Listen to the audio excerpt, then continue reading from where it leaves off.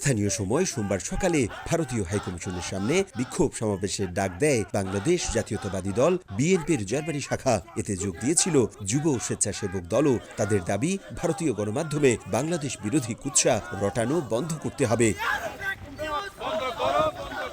নেতাকর্মীদের অভিযোগ, সাম্প্রতিক কর্মকাণ্ডে বাংলাদেশের অকৃত্রিম বন্ধু নয়, বরং চিরশত্রুতে পরিণত হয়েছে ভারত। ভারতের যে বাংলাদেশে আগ্রাসন, তার প্রতিবাদে আমরা ভারতের হাইকমিশনে জার্মানি বিএনপির পক্ষ থেকে আমরা এখানে ঐক্যবদ্ধভাবে এসেছি। বাংলাদেশের বিরুদ্ধে ভারতের যে media fake propaganda, fake news চালাচ্ছে, তারই প্রতিবাদে বার্লিন বিএনপির পক্ষ থেকে আমরা বাংলাদেশে বার্লিনে অবস্থিত ভারতীয় দূতাবাসের সামনে একত্রিত হয়েছি।